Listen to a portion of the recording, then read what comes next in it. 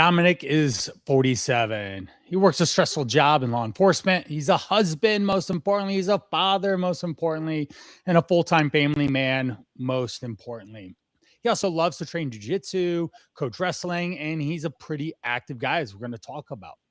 But the big but, unfortunately, he's carrying an extra 40 or 50 pounds, and he doesn't want that. And that's what this conversation is going to be about.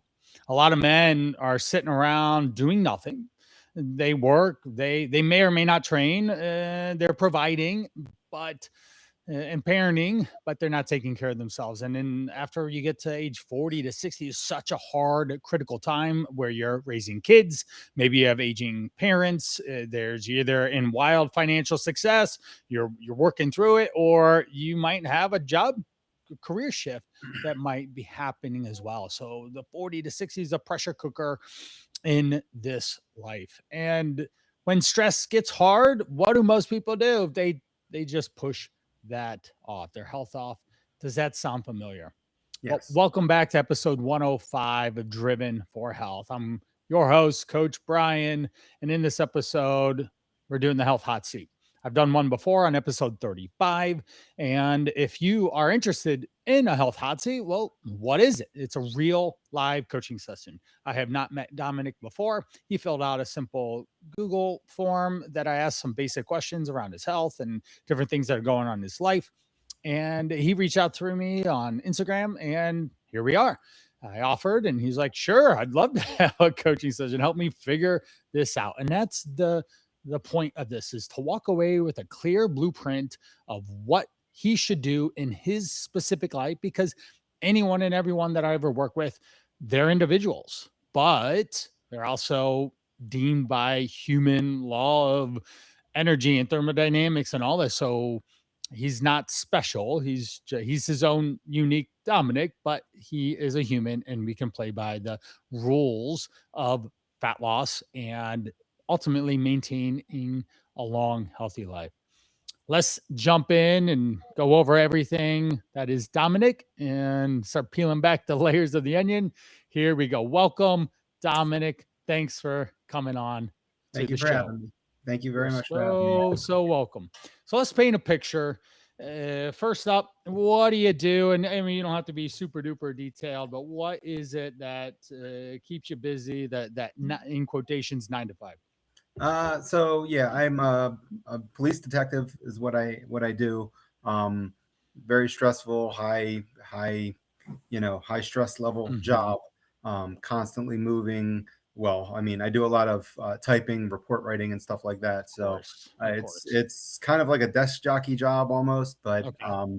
I do go out into the field and do things occasionally, but Okay. for the most part, I'm sitting at a desk most of the day, Okay. and it's high level stress getting reports done and stuff like that. So Right. Definitely. My father was a deputy sheriff, and he worked overnights at the jail mhm. for quite a while. And then he graduated and moved over to the court system. But he also had a desk job, and he Yeah, just basically sat around and had a good time there. But it was sitting yeah. nonetheless. And so I can understand that. Now, let's go about family. So you've been married for a while, a little bit longer than me. I'm on my 20th year Yeah, here. we're going to be doing 23, 24 years this year. So Congrats. It's thank you. really exciting. So you got yourself a nice life partner there with your Yep, wife, and then you have a young daughter. yep. What's her age? She's 17 actually. Okay, all right. So So she's a little bit she's older. We're yeah. getting to the college ages now, so but we're Yep. still running with her. So Nice. I've got 4. My oldest is 16 at the moment, and the youngest is 10, 3 boys and a girl. yeah. So I understand that my oldest, he gave me a little run for the money this week Hmm. here. He did something, and it's just like, "Hey, buddy, we have to have a talk. You did this thing, and it wasn't the thing you should have been doing." Yep, So yep. yeah. I But get that. other than that, he's super responsible. He's smart. He's athletic and That all those things. So that's the saving grace with my daughter. She's super smart. She's actually very, very responsible to wonderful. to a fault sometimes. He usually is. Yeah. Hey, I mean, they're kids. You got to make mistakes before you learn. Right. So Right, exactly. This wasn't a big mistake. Was, hey, dude, this is I not get it. it. Yep. All right. Now, so we got the work, we've got the family, and she's pretty active with soccer, I believe, and so that Yeah, keeps she you plays on a pretty competitive busy. soccer team. Yep, All right. we do practices 3 nights a week. From Okay. last night, we didn't get home till after 9 o'clock because our practice was till 9 o'clock at night. So I hear you. I hear you. And with that, do we have her playing in the fall and the spring and the summer and like basically all year? she plays pretty much all year. Like we get a little bit of a Yeah. break in the summertime, and then once August hits, well, I mean, she plays like a 7v7 league in the summertime, but that's normally in the afternoon, like Okay. early evenings, and then August we hit high school soccer, and we're running until July, pretty much. Right. Right. So it's full go. Yeah. All right. All right. So we got that. Now, what are the activities and things that you do love to do? So I've referenced some of them, but let's lay it out. The So jiu-jitsu, wrestling. Tell us some of those activities. I train jujitsu. I have reached an advanced rank, so I'm trusted to teach the morning classes. So All I'm right. up and in class at 5 a.m.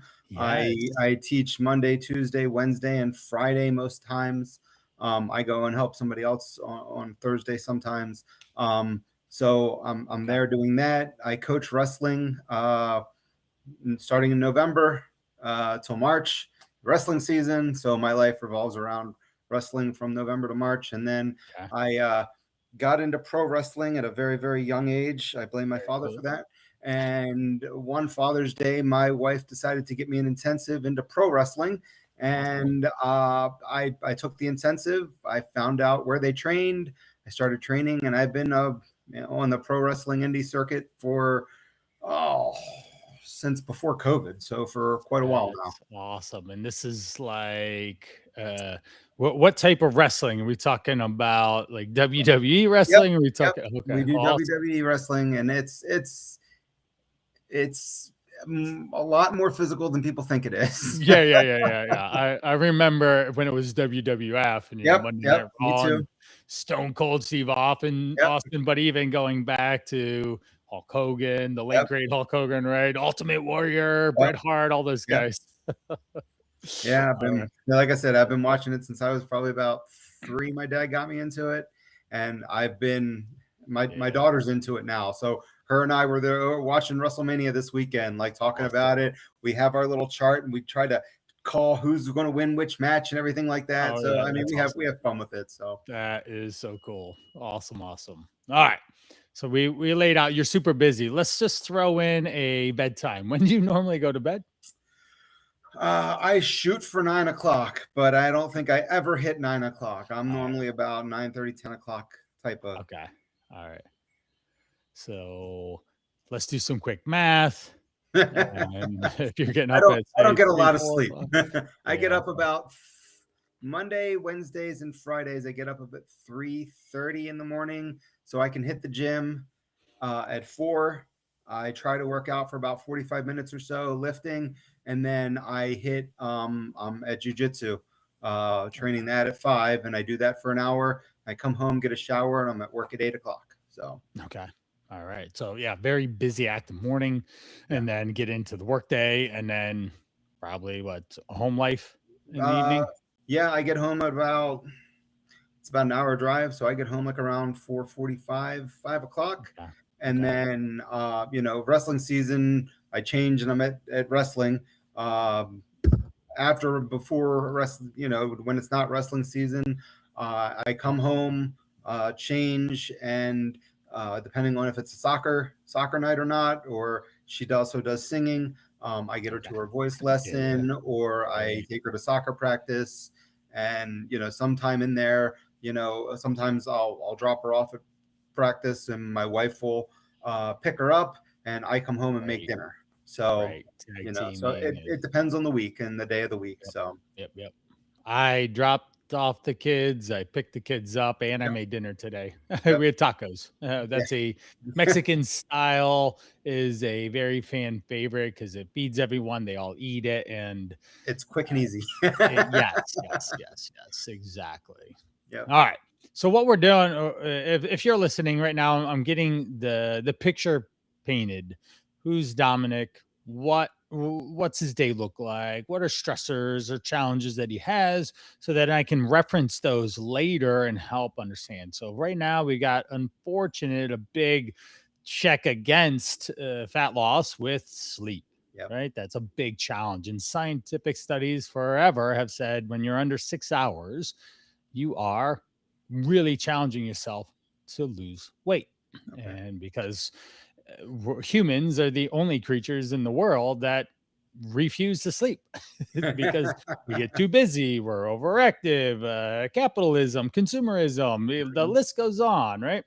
And so if we're not doing that, then cortisol levels go up, and then you're up longer, and it's a lot easier to eat in a longer day, a 19-hour day instead of a 16-hour day. It's easy to put more food in your mouth. Mhm. And because you forgot what happened at 4 a.m, right? Exactly. It's like, is that today? I don't even remember at this point, right? All right. Now let's go into the body. So you mentioned you're at 246. Yep. Okay. And the goal is I'd like to get to about between 200 and 210. all right. All I right. got And down. I got to about 215 probably last year. I got down to about 215, and my doctor prescribed me a GPL-1. I was on that due to insurance. Uh, Insurance doesn't cover it, and I'm not paying $500, $600 for that. right, right, So, over the last year, like I got down in last April because I wrestled in a tournament. Because all the coaches go and we actually do a legit right. wrestling tournament. We wrestled and I got down to 215. I wrestled the 220-pound weight class. That was last April, and Okay. this April I'm back up to 245. So, Okay. All right. So 215. How long were you on the GLP-1?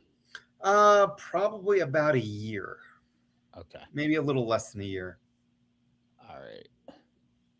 And with that, if you see me looking down, I'm just taking notes Oh no, no, that's fine. so that I can reference them. Where were you at when you started the GLP-1? I was probably about 250 ish, Okay. 260. All right. Okay. And so you did the GLP-1 for Hmm. about 12 months. The Yeah, doctor prescribed it. give or take. Yeah. Okay. And the GLP-1 is a couple of things just to throw it out there. Obviously, it's a big thing in my world, right? Hmm. A lot of people are just going to that as the first Yeah. line of trying to weight loss, which is just like any other thing or tactic or diet or whatever. Instead of going to a professional, just it's the way it is. Hmm. This we could go way back to the days of hydroxycut, Hmm. right? And the same type of a thing happened, but then. Uh, the long-term effects of not using it or not changing the diet, and those are things that we're going to try and uncover today. Okay. So you dropped down about 40-ish Yep. pounds with the GLP-1. Were you just not eating as much? So Did it you was feel that, and shame on it? I kind of did a little bit of an intermittent fasting thing. So Okay. I would eat. My eating window was between 2 and 8:30. Yeah. So that was my eating window. So I would eat between 2 and 8:30, and then after 8:30, I didn't eat anything. I would have a cup of coffee in the morning. I drink black coffee, and then I switch to water, and all I drink is coffee and water. Okay. And it's like one cup of coffee and then water the rest of the day. All right. And you were still doing the morning thing too. Yep, I was doing the morning thing then. Yeah. All right. All right. And as you were losing weight, how did your body change? Meaning that GLP-1s are in a easiest way to explain it, an appetite suppressant. Hmm. They cut out the food noise. You're not as hungry. You just eat less, and Yeah. therefore you can lose weight because you cut calories out. That's a very basic beginner Hmm. level of talking about the mechanisms of it, and we don't really need to get deeper beyond that, but that's what it is. Now, when we go into a lower calorie intake, the risk of losing muscle mass now increases. So the question would be, during that time frame, did you have any guidance or instruction on what to do around nutrition or protein or working out or anything like that? No, Okay. So it's like, hey, here's the shot and off we go. pretty much. Okay. try and have a good, sensible diet, and that's what I got. So Okay. All right. Well, just off the cuff here with that time frame of when you work out and the time frame that when you ate, I'd say, hey, we probably should have eaten in the morning because the bulk of your activity was done in the morning, right? And Sport Nutrition 101 says feed and fuel your activities. mhm, Let's put calories, let's put carbohydrates around that activity so you can function and fuel and make sure that we have adequate amounts of protein. mhm. That'll be my next question is while you were doing that, did you have enough protein Probably not. intake? Okay. Yeah, yeah. Because And I it did notice, I noticed that I didn't feel as strong, I guess you could say. I Mhm. noticed that for jujitsu, I did lose a lot of weight, but at the same time, I felt a lot weaker on the mat than Right. what I normally feel. So, Sure. I mean, jujitsu is not all about strength. I mean, No, I right, try right. not to use as much strength as possible. I try to Right, use you more leverage and everything, conserve and but I yeah, could still feel like some of the guys that I roll with, they're a lot younger than me. yeah. And, I Yep. could just feel how weak I was when I was going against them. So, I Right. mean, I lost the weight, but I did lose a little bit of strength there. Right, right. It's like you show up and you feel like you already rolled for an hour and the class has started. You're like, Exactly. wait a minute here. Did I do a warm? Like, what's going on? Okay. And because I will say this too, anyone listening is the likeliness that most people are guys, it doesn't even matter. It's like men, women throughout the last 23 years doing this protein. Nobody really eats a lot of protein, Mhm, enough protein consistently, repeatedly, long term. It's just an issue that we have, and there's multitude of reasons for mhm, doing it. But even if, say, you're living a fast lifestyle like you are, it's really easy to just not get protein in. And anywhere you look, carbs and fats are the easiest, fastest option mhm, because of convenience, because of readiness. There's all sorts of reasons why. Now you can write this down. In anyone listening, write this down. I went over macros of calories in episode 5 and mhm, macros in episode 6. So I've already reviewed this information, but adequate amount of protein for most guys, I'm say minimum 150 and usually maximum 200. So somewhere in there is a reasonable amount of protein for you to be able to eat consistently for a long period for the rest of your life, basically. mhm, And if we're more active, then we want to do more in a sense. And not, I don't mean more like 200 plus, because for most people, like that's just too much. And there's other more effective and cheaper ways to get your calorie needs met. And mhm, when we even think about a protein ratio, most of the time, protein is going to fall between 20 and 30% of the total calories you're eating, unless you are on a much lower restricted calorie amount, and then it might be 35% in a sense to so that we can keep it up to 140, 150, 160 when in a calorie deficit. Unless you just want to eat chicken as an example or white fish like bodybuilder, but pretty much 95% of the people I ever work with are not going to do that consistently. And the important thing that I'm always factoring in, I love this phrase, is what we do in 2 weeks, we do in 2 months, we do in 2 years. Super mhm, important that if you were to work with me, we are stacking these behaviors so that when we get to our results, you're like, wow, this was pretty easy. And I can mhm, just keep doing this. And ideally, I can eat a little bit more food because I can go to calorie maintenance, which is higher than calorie deficit. And I can have a robust metabolism because I've tried to maintain as much muscle mass along the way by having protein and doing some form of strength training and things that keep muscle on the body. All right. So if say you're like, hey Brian, when you're at the 255-ish and you hit the GLP-1s, like, hey, can we get the food window in the first part of the day? And okay. then that would have been say just a basic shift I would have had you do, even if we changed nothing else, so that we supported the majority of your movement on those days. And maybe it wasn't every day, maybe that Monday, Wednesday, Friday when you're up super early and you're training, and then maybe other days is another part of the day. But either way. All right. Now, in that time frame, did you have any idea how many calories you're eating? Um, I didn't. I was basically eating like one, maybe one and a half meals a day. Okay. I wasn't eating a lot. So, All right. and I tried to stick with,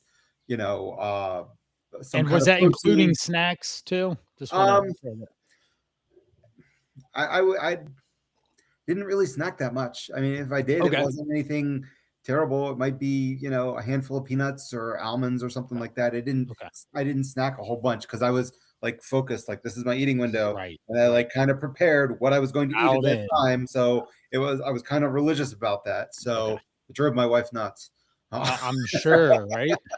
So again, we go back to the phrase, what we do in 2 weeks, you do in 2 months, we do in Yep, 2 years, and we have to go in accordance to the activities and things that are around you too. exactly. And doing it in a way that doesn't create friction with your family Hmm. is kind of important, Yeah, right? We want year 24 and 30 and 40 to come about. Then you're not driving her up the wall yeah, because you have these weird food exactly. habits and behaviors or something. And that's a huge important thing too is we have to consider food behavior, Hmm. food relationship, so that we then get the results in a way that is long-term successful, and you don't end up with some weird food dysfunction. Yeah, That's not helpful either. yeah, All right. So you just didn't eat a lot of food, yeah. and you got down, you came out the GLP-1s. And just for anyone listening, again, I'm painting the picture. I'm trying to understand his past behaviors. Why? Because if I understand, oh, he went through a traumatic time. I guess that would be an easy way to label it, around calories and food and nutrition for a long time. That is something that can factor into Mhm. understanding where he's at now and why he regained weight after the GLP-1s came on. So that's where we're at right now, and that's what I'm putting together here. Real quick before, how when was the last time you were under 200? Just for a good reference. Last time I was under 200 was probably uh probably about 2001, maybe, Okay. All right. because Good. Then I wrestled 189 my senior year of high school, and I would okay. probably weighed about 185. And Right. then, after you get done high school and you're not working out, but you're still eating, you put that weight on. So it's probably Yeah. about 2000, 2001 was the last time I Okay. was under 200. And is that kind of what got you up to the 255? Is just life Probably, I and think my biggest I was probably about 280. okay. And then when my dad passed away in 2019, I started taking care of myself a little bit better, Right. and I did get down to about 240, 250. Okay. So I lost a little bit of weight from Right. running and doing stuff. Okay. Gotcha. Gotcha. And I saw that you referenced that and the unfortunate circle of life, right? Yep, yep. And but he also taught you something about health Oh yeah. and some of his unfortunate poor behaviors around food and taking care of himself resulted in what were some of the issues that he was dealing with? He was diabetic, he had heart issues, he had multitude of problems. Okay. But I kind of try and put myself, I remember my dad when he was my age at Right. 47. There's no way in heck my dad would have gotten into Right. a wrestling ring or got Or onto a wrestling right. mat or trained jujitsu 4 or 5 days a Right. week when he was 47. He couldn't Right. have done it. Right. So Right. I kind of proud of myself because I can do those things, but Right. at the same token, I want to be Right. better. So Right. Oh, most definitely. If okay, again, we can't forecast anything, but if you were not to be so active, you would probably definitely be going right down the same oh yeah. pathway Oh, with definitely. disease. Yeah. Yeah. So the training exercise has been, say, at least holding, anchoring you into some form of good health and not having to deal with diabetes in your 40s. Exactly. But also, if you don't get the food thing down or figured out and your weight down, it's And probably going to knock on your door at some point with that's a higher A1C, yep. or something's going to start showing. Your doctor says, "Hey, your blood pressure, your cholesterol," and you're like, "Oh, I don't want medicine." Yeah. right? So those would likely happen if you maintain a higher body weight and Mhm. higher body fat. It's just unfortunate, just the way it goes. Yep. So you do need to get down to that goal weight of 200 and be able to stay there. One of Exactly. the big things that I always talk about is a 5 pound weight range. So we want to get down there and then stay down there so you don't have to work so hard, because Exactly. to lose 40 pounds, I say this 1 to 2 pounds a week is sustainable. 3 is amazing. 4 or more, we're overreaching. We're doing something weird that is going to cause potential for a regain in body weight. All right. Mhm.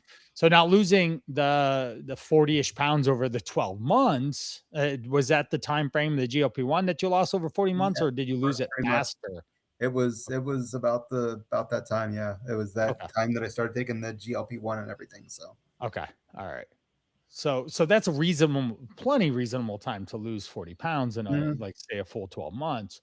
But we have to just pay attention to that time frame. So if you're trying to lose 40 pounds, just for mental reference for you, Dominic, you're talking about, and divide that by 2 is 20 weeks, Mhm. or times 1 is 40 weeks.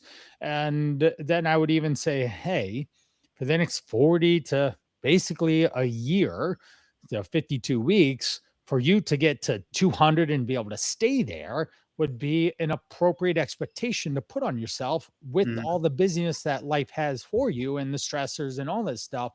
And then if you don't get there in 6 months, it's okay, because we have time. And Yeah. if you spend your 46th and maybe your 47th year, depending on when your birthday is, to fix this for good, ideally, the average male lives to 76. So Mhm. you're like 30 years left. So you still Mhm. have a longevity piece here of quality life, that without, hopefully without disease and illness and challenges with health, that it would be totally worth to say, okay, the next 40 to 52 weeks, I'm going to get my health aligned and straightened up, and I will never have to worry about this again, is the idea.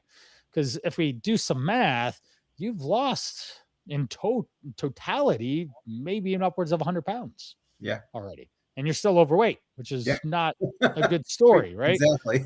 Right. So we don't need to lose like 150. The one time I talked to a guy, he'd lost 300 pounds. Oh, wow.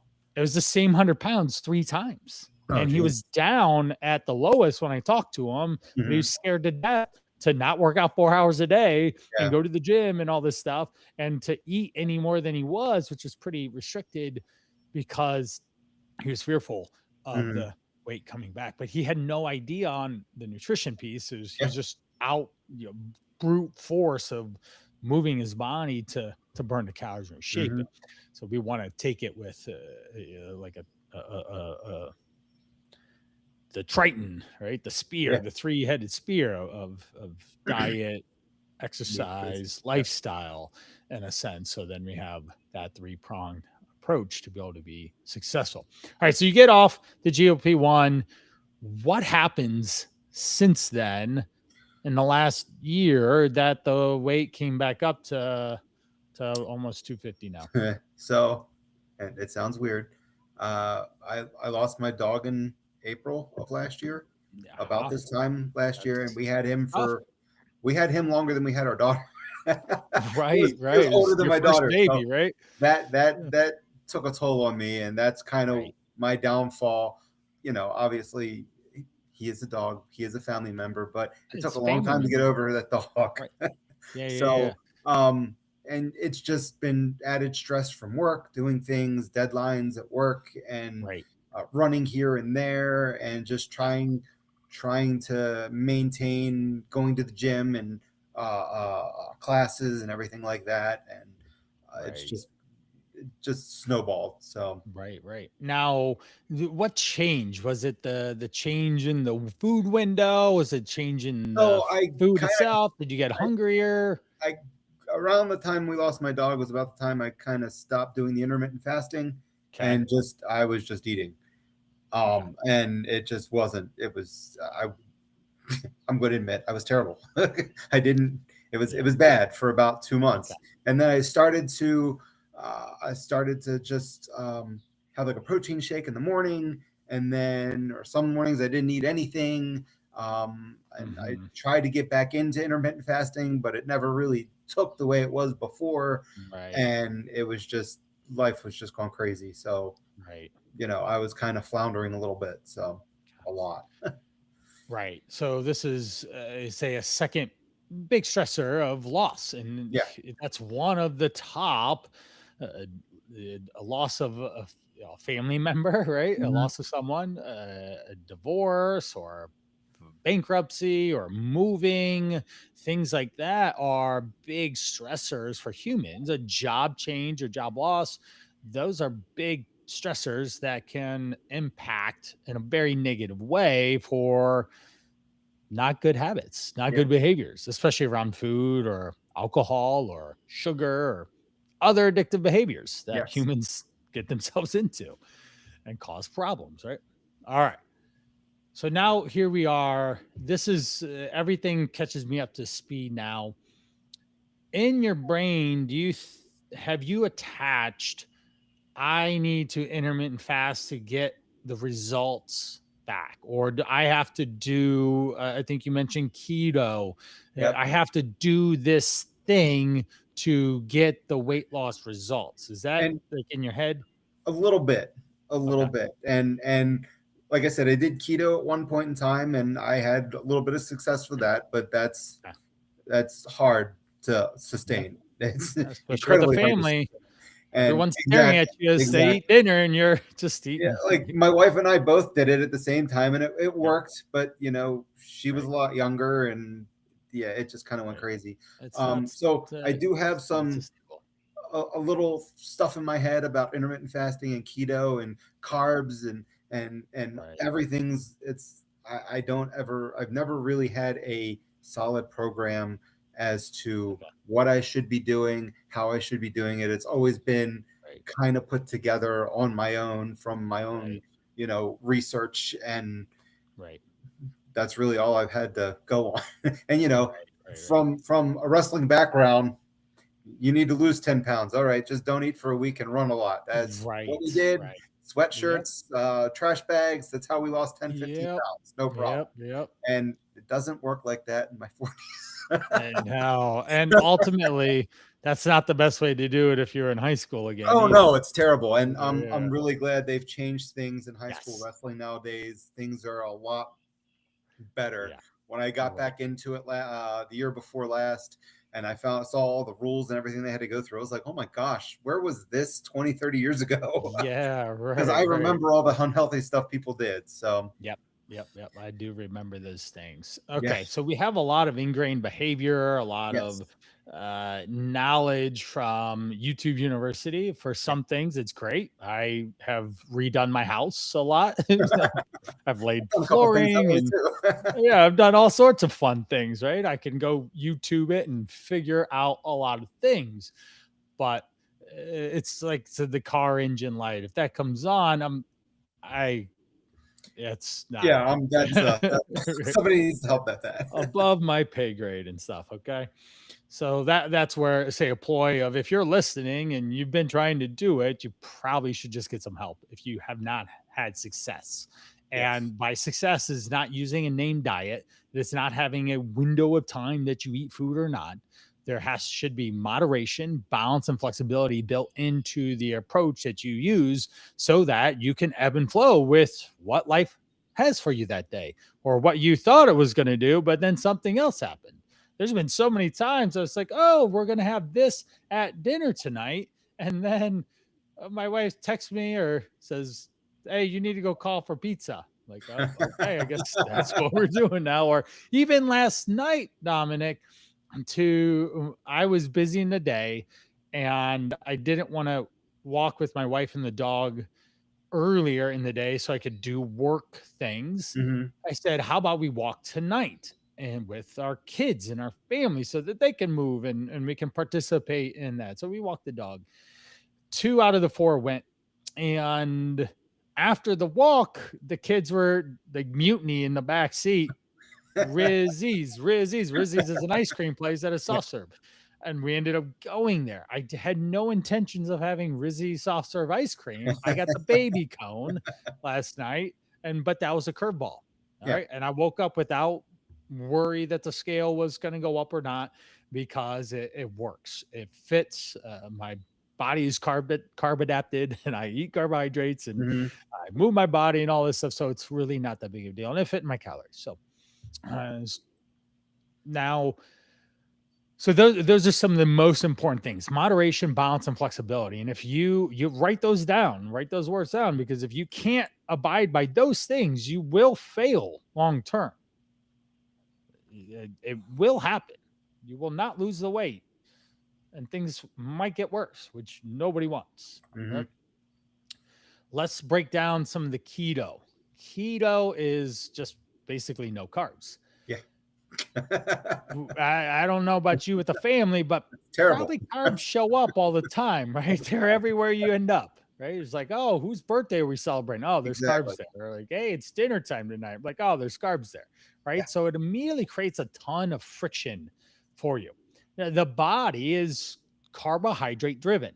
Mhm. You use carbs to move, and especially with the forms of activity that you do, especially say jujitsu and wrestling, you're moving, your heart rate's up. It's almost like you're running in a sense, and you need those carbs to fuel your body and the performance and energy that you need to do. That's super important. All right. So make sure you lock that in your head. Carbs are okay.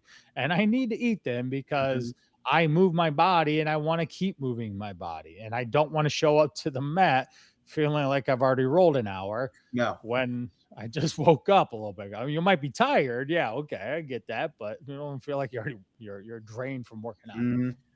out. So there's that.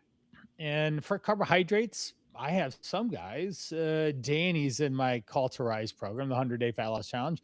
He's eating over 3,000 some calories in a day because of the activity that's in association. He'll have 200 to 300 plus carbs in a day to make sure that he fuels his body.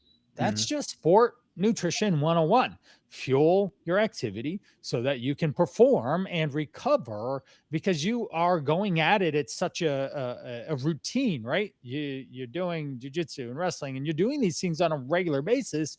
You have to think about this. Oh, I'm recovering for my next workout. Mhm. And when you can write that down too. It's like, okay, I'm recovering from my next workout. So I need food. I need to fuel my body to recover, because if I don't recover, if I don't put carbs back in, or I don't give my body enough calories, again, there's friction, because your body's strained and is trying to recover, but there's cortisol levels and there's inflammation, and you're probably not drinking enough water and all these other things that are going on. And you're really, and you're not sleeping. So you're really doing a disservice to yourself, Mhm. especially with the level of competition that you're or competitiveness and exercise that you're trying to Yeah. do in those forms, because they're not easy, right? Definitely aren't. So there's that. Does that all make sense? Yes. All right. The intermittent fasting. So let's take that. This is how I always coach people on it: is take intermittent fasting, those two words, and replace it with food window. There's a Mhm. time in the day that you eat and a time in the day that you don't, which then can imply that make it a little bit easier for, say, natural barriers or guidelines, or of when you do have food and when you Mhm. don't in the day. So, like, a lot of people struggle with late night eating. Right, when it's dark out, they start putting all sorts of food in their mouth. Right, they're stressed, they're tired, they want to check out, and here comes whatever said carbs and sugars and fats into their mouth. So if we say, hey, I'm going to stop at dinner, then that becomes the guideline, the rule, the barrier that you just like, okay, I just don't eat after. So then Mhm. it's a non-option, right? Because it's just like, black and white, or Yeah. zeros and ones and such. So it can really be that simple. And that's what you were doing before, right? It's like, oh, Yeah. it's not 2 o'clock. I can't Yeah. put any, I can maybe have some coffee, black Yeah. coffee, but I can't eat anything. That's crazy, right? And the same thing at 8:30. So if we have a food window, I like going back to the 1950s and what they say, like, don't eat after dinner. Well, Yeah. dinner's at like 6:30 or something, Yeah. right? And well, when you wake up in the morning, you get up and you eat around like say 6:30 or 7 in the morning. Well, Mhm. that's 12 hours. Yeah. I like 12 hours to be the time frame from your last meal to your first meal. I think Okay. that's a really good cadence, at least 12 hours. from your last meal to first meal, because then it controls how much food you can put in your mouth, just like we talked about earlier. Mm-hmm. Now, with being up so long, you have a longer opportunity to put food in your mouth and totally forget and have you just literally eat too many calories. But for me, I'll usually eat 10 to 10 or 11 to 11. That's not always true, but that's the average of what it is. It just depends on what activity looks like, what my day looks like, how much busy my schedule is. But as you hear, I'm very flexible. Mm-hmm. I might eat again tonight. Probably not, but it could happen, and I'd be fine with it. And then tomorrow, I might just push off my first meal until noon in Okay. a sense. Say like I go in and everybody's doing a family movie night because it's Friday, and here comes the popcorn. Well, Yeah. Brian wants popcorn, right? Now we're not doing like super duper buttered in a bag and all that stuff. We do air popped, and sometimes the kids will dress it up a little bit, Mm-hmm.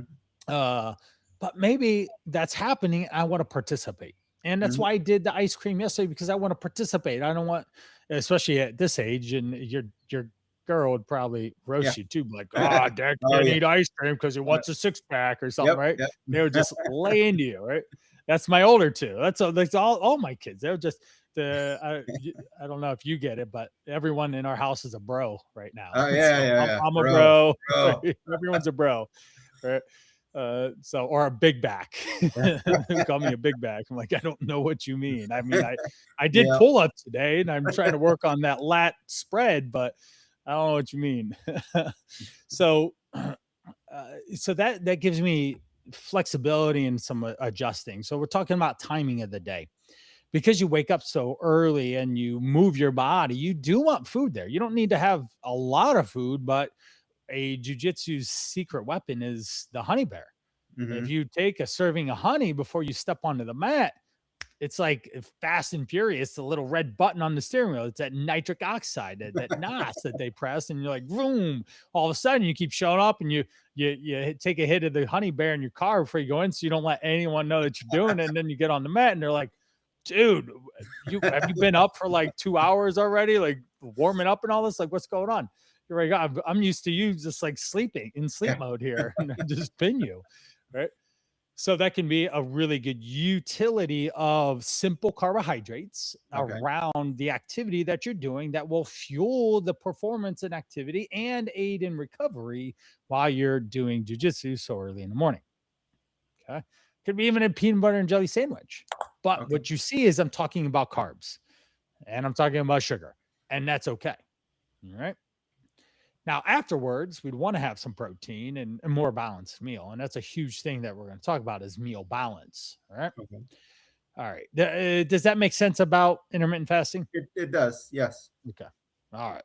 So we've taken a quick time out. Everyone listening in, we have a really good understanding of who he is, what's going on, why this is important. I mentioned his father. He's a father and he wants to be around and he also wants to, still do DDTs and stuff off the top rope, right?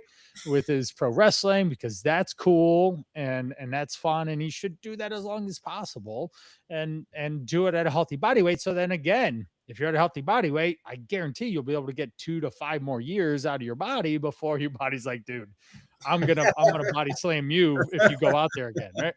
So so there we go. There's that. All right, let's get into the nuts and bolts of how we set this up. So generally when I talk to people, we go over calories, timing of food, portion control, and meal design. Those are the 4 big rocks in a sense around nutrition. And I coach people off of nutrition, meaning it's the education, the application, the knowledge and implementing into your everyday life around the diet, the foods that you put in your mouth to give you the look, the feel, the body that you want. Does that all make sense? Yes. Yep. Yes, sir. So we're using nutrition, science backed nutrition that has been studied and is in the peer reviewed journals, like going back to the example of the amount of protein. That is fact. They have studied that ad nauseum at this point, especially in Mhm. 2026, that you should be having from men 150 grams or more, and maybe you're closer to 180. But again, it would be off a percentage of the total calories. Because Okay. if you're eating, say, just I'm not saying this is what you should eat, but say most guys I start off with 16 to 1800 calories, but I also always buffer that with eat as many calories as you can to lose weight. So if Dominic is super active and he can lose weight at 2000, or say my client Danny, which you could go to, what episode was he on? Give me a second. Okay, it's actually one of the more popular ones is episode, oh, here we go. Let's check here. Episode 93 is Danny, and with Danny, he is doing a ruck marathon. So the guy's moving a lot, and Oh, we wow. will have him eat all the way 3,000 plus calories some days. So I've told him to eat 4,000 calories in a day, and he's lost from 249 to 212 has been his lowest weight so far. This is over a couple months. It's not Mhm. like 2 weeks or something silly like that, but he has eaten a lot of food, and our baseline was roughly 2,300 calories because of Mhm. his activity. So I'm just buffering that in there. Is eat as many calories as you can to be able to lose weight. Now you have to be calorie aware. Okay. Okay. You have to look at labels. You have to have at least some idea of how much food you're putting in your mouth. You don't necessarily have to track the food, but that does help using an app like Chronometer is the one that I usually have my clients use to start tracking and paying attention, because an egg is always an egg. A potato is always a potato, right? It's always going to end up being the same calories, protein, carbs, and fats. And once you understand that around the foods you eat on a regular basis, you're looking through the matrix now. You're seeing the ones and the zeros of what food is. And all food is, people listening in, is just calories, protein, carbs, and fats. That's what food is. There's no other magic to it. Okay. I mean, sure, there's a little bit, but we're not like, oh, if I eat celery, it's a negative food and I don't actually absorb any calories or something like that. Or if I eat this Amazon berry that they just found in the last like quarter of the year, and they're heavily marketing it online in these little pill bottle things, like, no, like that's not real. So we go back to calories, and the where I got off on a tangent there was the protein and the ratio. So say you're eating 1600 calories, it might be closer to the 150 or 140 grams of protein. Whereas if we have 2000 or more, then we can eat 175 or 200 grams of protein.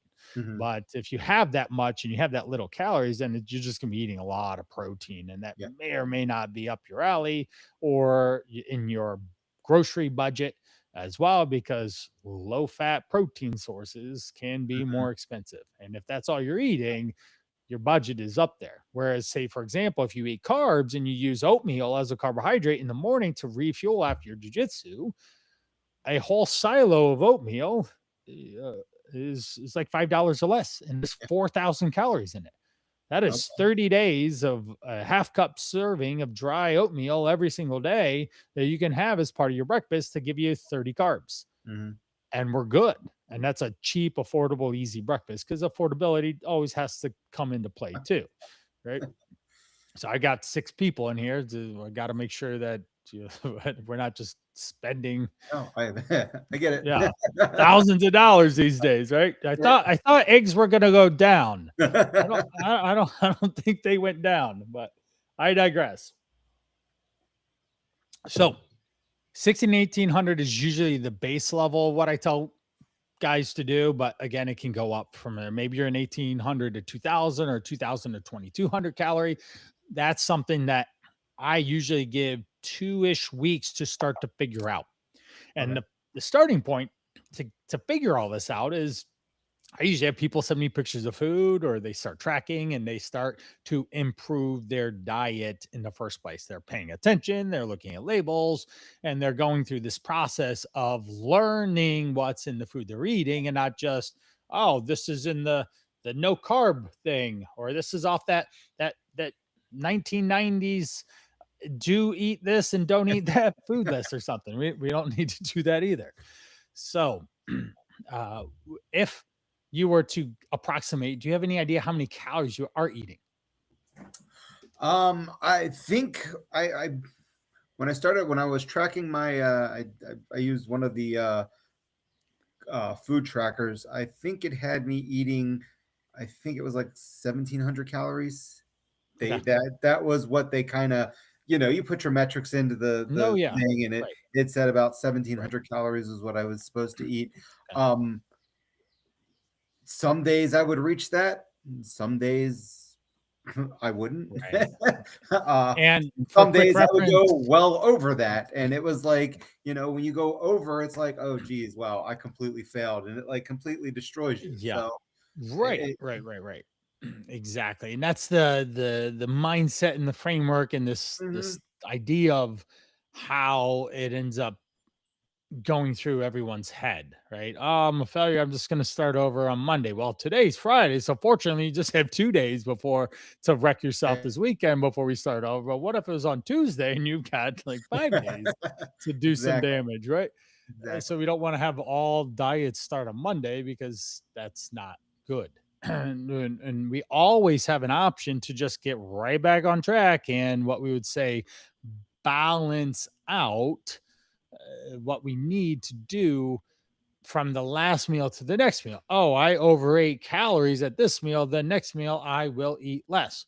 And consequently, when I do that, then I can still say hit my Stay within. targets or my goals. And it's not necessarily over a time that you're awake for food. A simple Mhm. question I always ask people is this: say we were working together, Dominic, in the next 4, 5, 6, 8 weeks, doesn't matter the timeline, but in that chunk of time, you lost 10 pounds. Yay, good job, man. Like we're down 10 pounds, Mhm. right? You're looking better, you're feeling better, the pants are loose, all those things, right? The question that I always ask people is, does it matter when you ate food? No. No, it doesn't, because you were in a calorie deficit by definition of losing 10 pounds. So whether you had the 2 o'clock to 8:30, or you shifted that time to eating around like 4 or 5 in the morning Mhm. till noon or whatever, or you just ate from 5 to 5, something like that. Or if you did do it and you could control your calories while in a calorie deficit, you ate 5 to 8 because life is busy and there's Mhm. the after school things and dinner's at 8 o'clock and that's how it is in your house. And okay, cool. We'll have we'll have is more calories in the first part of the day because of activity. We'll try to go low calories, but filling foods in the middle of the day. Think for easiest example, chicken salad, because you could eat a lot of that with not a lot of calories to keep you full enough until you get to dinner, and then you can have dinner and eat with the family, whatever the family dinner is that day. And you're not off in the it was like, hey, wife, can you make me a separate meal? Like, Yeah. no, I'm not going to do that for you and endlessly for years to come. Right? So that ends up being opportunity for you to have a little flexibility and even start to say structure the calories all in your head. All right. We're losing sunlight. I'm if you're see watching the video, Oh, I the got sun you. is going down now. So give me 1 second. I'm just gonna flick the lights No on. So worries. pause.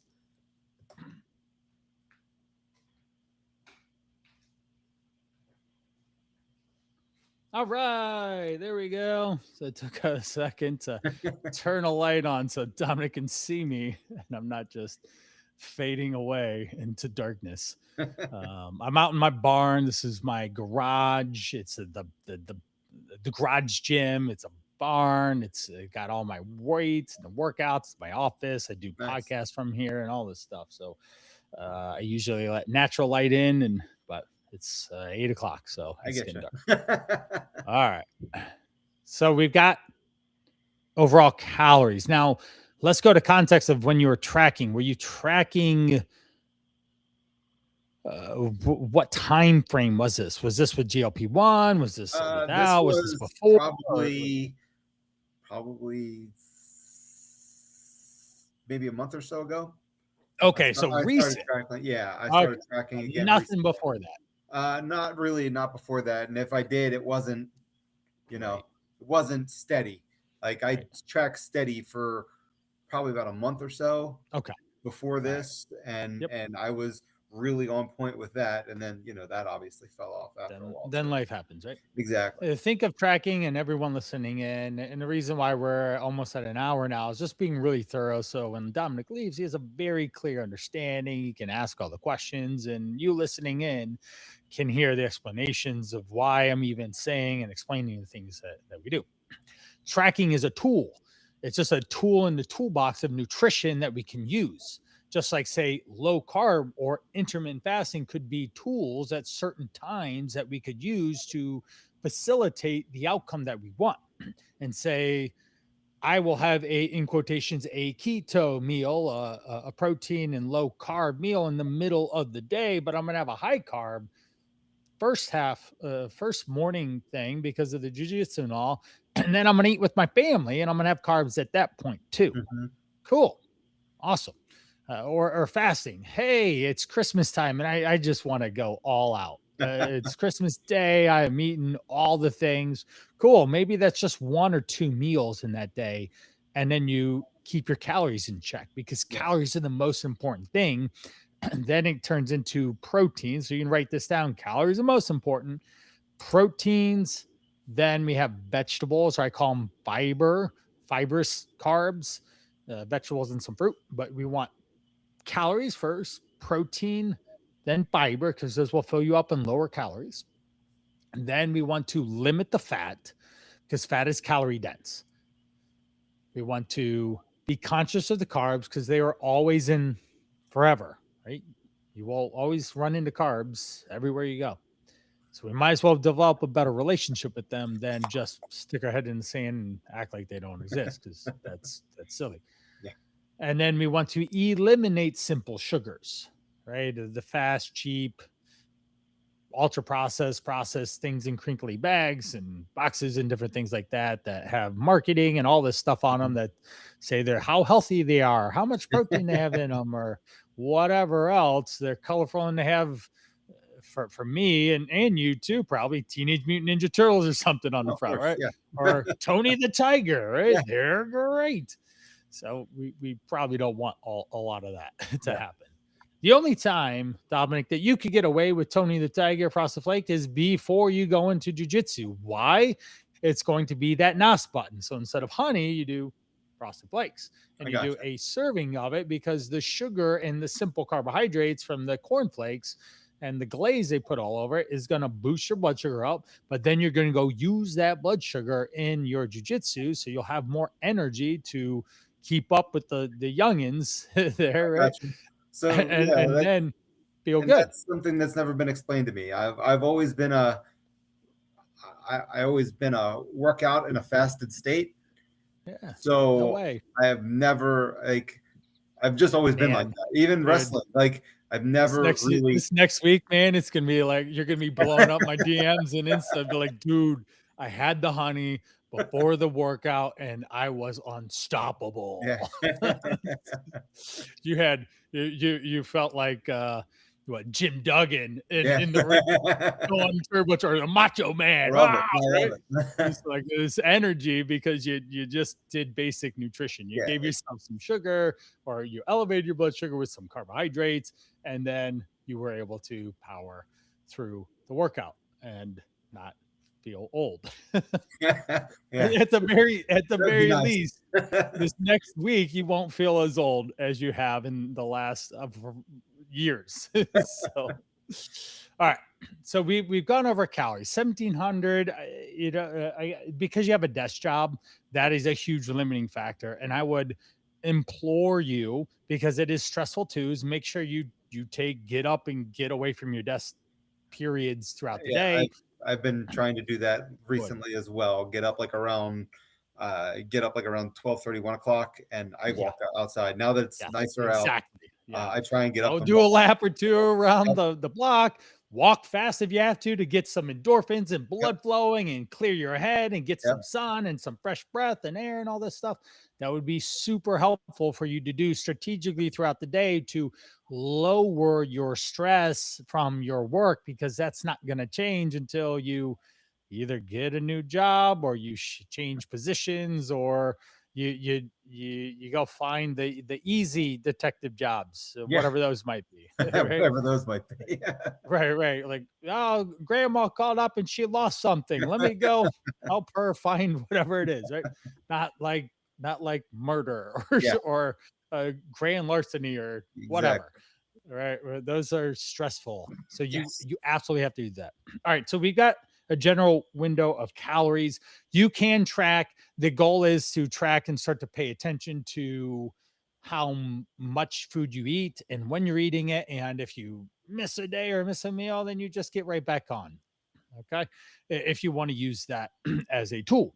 If you did that with me, I would help make sure that you not only understood how to do it, but it was an enjoyable, curiosity driven process Hmm. because I want you to learn what is in the food that you're eating and identify with, oh, a good example is this. I will ask you, what is an egg? Is it a protein, a carb, a fat? What is an egg? It's protein and a fat, I believe. Exactly. So it's a protein and a fat. What's the dominant calories in it? Is it protein or fat? Which one is more of? Uh, mm. I don't know that one. Probably, I would say fat, probably. It's got roughly 70 calories. It has roughly 5 grams of protein and 5 grams of fat. You're like, oh, they're even. Well, there's 9 calories per gram of fat and 4 calories per gram of protein. So we do some math. 5 times 9 is 45 fat calories out of Hmm. 70, and 5 times 4 is 20 calories of protein out of Hmm. 70. So, by definition, because we just look at it at the nutrition label in a sense and did basic math, we found that an egg is about 75% fat calories to protein. So in your brain, if you're like, oh, eggs are protein, I'm just going to keep eating more eggs. Well, you're going to get a lot more fat with that. And so consequently, that would not necessarily be the best idea. We could Okay. do some eggs with some egg whites, or eggs with Canadian bacon, or eggs with Greek yogurt, or eggs with a protein shake, or eggs with other low fat protein to get, say, 40, 50 grams of protein in a day. Okay. All right. So that's why you use the tracker to identify what's in the food that you commonly eat, because if you look over a 4 to 8 week time frame, you eat the same foods all the time. Yeah. And as soon as you identify with what those are, you're like, oh, have a better idea how to portion these things out and Hmm. how to put them with other foods so that I don't just have, say, oh, I'm going to have protein with salmon and avocado. Well, you're getting a fat bomb. You're going to have like 50 grams of fat at breakfast and like 20 grams of protein. And we're not necessarily headed in the right direction there. It's all healthy in quotations, but Hmm. it's misdirected in how we can manipulate that in a sense. So, all right. So we'll say like 17, 1800 calories. Seems fair off of what you've generally said with your Hmm. day. Now, also because it's such a long day, you might run out of gas. So it might have to, because you're up so long. But also, if you start taking more walk breaks, then you actually might be able to get to 18, 1900 calories or something like that. So it's somewhere between 1700 to 2000, rough guess, through just this basic conversation, right? Okay. And hey, here's the thing, you do that for 2 weeks, and if the scale doesn't move, then you know where your calories are, where your calorie balance is. But if it goes down, then like, okay, we're in a calorie deficit. If it goes up, it shouldn't go up at like 1700 to 2000. That would not be good. Okay. Yeah. We'd probably say like That would not be good. 2500, then you might go up. But we wouldn't want it to be there at 2000, because then that would definitely imply, especially if it was very tracked really well, that would imply that, yeah, you did damage your metabolism last year and you did lose muscle mass, and your metabolism basal metabolic rate, which is you sit and do nothing, you still like burn so many calories, is a lot lower than you want it to be. And Yeah. a gentleman at any age wants to have as much of a muscle mass on their Hmm. body and their metabolism be as high as possible, because you and I, my friend, are fighting against Father Time. It's gonna fall off of us anyways, right? Let's think Yep. of good old Arnold Schwarzenegger. The Yeah. Austrian oak ain't quite the Austrian oak anymore, is it? All right. So, all right, even with help, right? He's Yeah. probably still using help, right? All right, so we got calories, timing of food. Let's go through this. I want you to answer this question. When in the day are the best times for you to put food in your mouth? If you just logically thought, so especially some of the things that we already talked about, like getting food in around your jujitsu and stuff. But if we and why you should do that. If you think of a typical day, when should you eat this next week? Let's write them down. So when should I eat? Yes. So what I've typically been doing was Not what you've been doing. Think of what when your should I? schedule looks like. When Um, should you? I can eat after jujitsu. That's All perfectly right. fine because I have What like a time? 2 hour window there, like around between 6:30 and All right.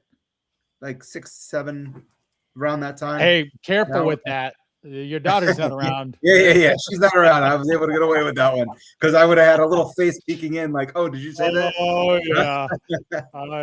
This is So funny. yeah, where I'm at- I'll do a silly little thing here. My wife, she loves to travel. She's taken us all over the place, literally all 50 states. We've been to our fourth continent was Peru. We just got back a couple weeks ago. Wow. But then she went to Croatia last week on her own, in quotations, work trip. She's a travel advisor. She said it was work, but I saw her drinking wine, having truffles, chocolate, staring at castles. Like, I don't think you're working over there, but no, she was having a blast. But she said that this was universal, and there were a bunch of like kids school activities happening, and the guides, the leaders of their work trip, because there's a bunch of other ambers, other people that does sell travel for a living, they would just go and do this, and the field trips would erupt. Everyone is just like, ah, and so it's universal all over the world. Watch out. So it's a universal problem all over the world. I got it. It is. Yes, it is. So we digress. So silly story there. All right. Yeah, So that's funny. 6 So, or 6 o'clock. 7 a.m., somewhere around there. Yeah. When's the next logical time in your day that you can put food in your mouth? So we don't necessarily get a lunch at work because of our schedule. I mean, I fit it in when I can. So when's a good time to fit it in that's reasonable? Probably like around between 12:30 and 3, sometime around that time. All right. And do you have any idea if it's going to be more 12:30 or more 3? It depends on the day. Okay. So your schedule adjusts just like mine does, right? Yeah. If you see an opening and you're like, oh my gosh, it's going to be more like 3. We don't want to go 6 or 7 a.m. to 3 p.m. That is way too long. Any human is going to default to putting food in their mouth because they're hangry at that point because it's too long. Right. And so our goal is to eat enough food to get you to the next time you're going to eat again. Okay. And if you see in your day, oh, shoot, I need to squeeze something into like 11, then we eat maybe half or 3/4 of your lunch and then we eat the other half or quarter on the back end of that gap, or after the meetings or the work or whatever, you get another breather. So that's how you end up doing it. Okay. So please do not go from 6 to 3. Okay. It's no bueno. This is not good. That all makes sense, right? Your blood sugar levels in the gutter. You can't think anymore. You're clear. Your brain fog. You're ready for a nap. All right, because you've been up for 12 hours already. Right. So please don't do that. Okay. Right? So it can be okay. I can eat somewhere around 11 or 12 or 12 or 1 or 11 and 3, something like that. All good. Okay. And so then that would imply, okay, if we eat somewhere around noonish and you have a little bit of control over your schedule, right? You can squeeze out for 5 minutes to throw something in your mouth. Then we probably let's anchor in when dinner is. When's dinner? Again, depending on soccer practice, it's anywhere between 6 and 8. Okay. All right.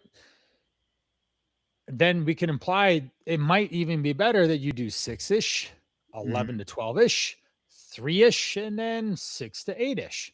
Okay. Okay. Then let's do simple math. Let's go for really simple math. 2,000 divided by 4 is 500 calorie meals.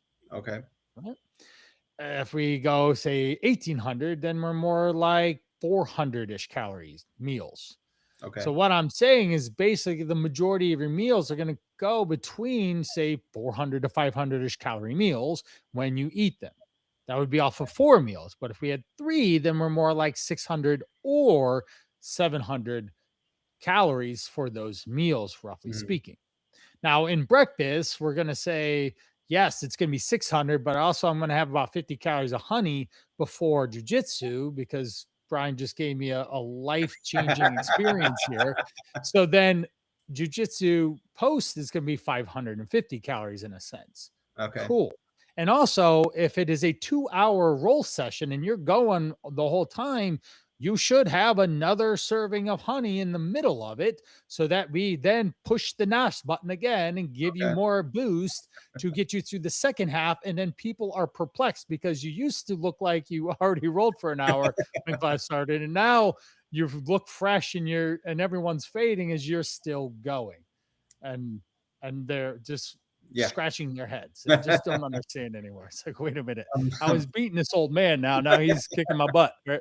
So all right. So that's how we break it up. So in general, you have to think, okay, I'm going to have somewhere between maybe a smaller meal around 300 to 400 calories or a larger meal around 600 to 700 ish calories. Does that make sense? yes. All right. And if we break it up across 3 or 4 meals in a day, now you have a little more flexibility. You have a little more balance. You have a little more capacity to manipulate your day based on the demands of the day. And you don't feel so constrained by doing this thing. Okay. Yeah, All that right. makes sense. Yeah. Okay. Good. If this sounds too logical, great. Then Right. we're on the right track, right? I think Because it if it's takes somebody logical, to explain it to you because, like I said, I've sure, been focused one right. way for so long that it's like I need somebody to like break it down for me. Exactly. Exactly. I mean, literally, it's what I do every single day. You're like the eighth time I've talked to someone today or something about food and how to get it to fit in their life. So I practice this every single day. All right. So we have some general time frames and we can plus or minus an hour or two of those. And we have ability to manipulate calories in there. So we have more flexibility and some moderation built in.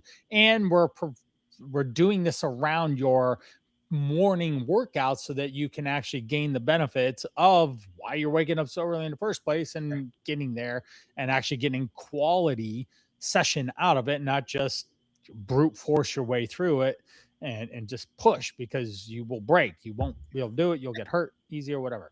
Yeah. Now it comes to portions. Okay. If we have a 600 calorie meal, there are 3 quadrants that I have people eat out of. All right. So you can write these down. We have proteins.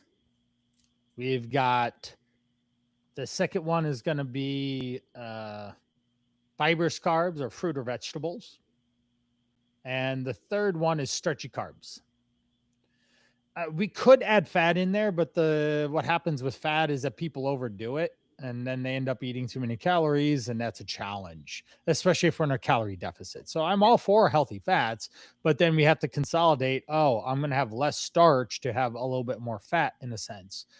Or if I'm having a fattier protein, then I need to have less starch so that I can still hit that, say, 600 calorie meal. Then we'll use 600 calories as a balanced meal just for basic math. So if we have 3 quadrants and we have 600 total calories for one meal, we basically have about 200-ish calories, roughly speaking, to move around in each of those categories.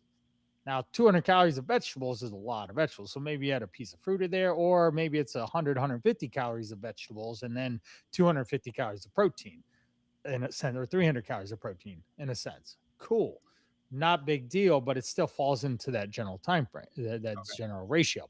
And then we have, say, 200 calories of carbs, starchy carbs like rice or pasta and beans and things like that. Now, if we go to portion control, we're looking for maybe if it's say 3-ish meals roughly, we're looking about 6 to 7 ounces of protein, maybe a little less if you have 4. We're looking for multiple cups of vegetables. If everyone who works with me, like, There's Brian asking if I put some more vegetables on the plate. Even today, literally this morning, if you want to watch on my Instagram after we're done, I shared multiple images of what I eat. It says Okay. something like learn from a health coach what he eats. And so I had 6 different images that I shared with guys in my program so that they can visually see what does Brian do, because he's trying to teach me and help me. And so I wanted to share, and there's lots of volume of food. I walk around stuffed, and my body weight, I stepped on the scale last. It was 189.2. This Okay. was a week after I got back from Peru for 2 weeks. So I went to Peru for 2 weeks, and then I got back, and then I got back into normal behaviors, and I was 189.2. I then looked at my graph on my app and I scrolled all the way back to when I bought the scale in August 2019. I was 190.2 when I first stepped on the scale. Not too bad, No, right? not There, at all. there goes that 5-pound weight range that I preach. Yeah. And sure, I've gone up and I've gone down in that range. And the up was on purpose, though. I was trying to bulk last winter, not this Mhm. one, the prior one. And that was I decided ultimately rendered that being dumb. It's like, why am I purposely gaining weight at this age? I'm not actually putting on that much muscle, and now I have to lose 10 pounds to get to look summer Mhm. bod fit or whatever. I was like, all right, I'm not doing that again. So, but I was there, right? I practiced what I preach, Yep. and I was on a 2-week vacation that I assure you, I ate whatever within reason, but I was moving a lot, and I was not just being a Sit. little piggy or something. Yeah. So we have 6 to 7 ounces of protein. We have 3, 4, or 5 cups of vegetables, or you could add a piece of fruit in there because that's a piece of fruit is about 100 calories. And then we have roughly a 3/4 cup to a cup of starch, because that a cup of starch like rice, beans, a little bit more potatoes, but that ends up being roughly 200 calories, and it fits our model. Okay. So, and I'm gonna send you some resources in our DMs just for like the what food should I eat PDF, which is the call to action that I did in that video today. And I'm Okay. gonna send it to help with the next part, which is meal design. So now we have let's stack it. We have a general calorie range. We said guessing 1700, maybe 2000, somewhere in there. We Okay. have 4-ish, possibly 3-ish meal times in a day, depending on how busy your day is. If you can eat at 6, like 4 or 6 because of the split with the jiu-jitsu, Yep. Yep. and then noon and 6, cool. But if you know it's going to be more like 3, you need to eat at 11 in a sense. So we have 3 or 4 meals in a day. And then we have roughly somewhere between maybe a smallish meal being 300, but at the absolute most being a 700 calories. So say dinner is a big meal Mhm. and your breakfast is a big meal in a sense. And then you have 2 smaller servings of food in the middle of the day just to hold you over. Cool. We still get to the end of the day hitting our calories. We're good. Okay. Okay.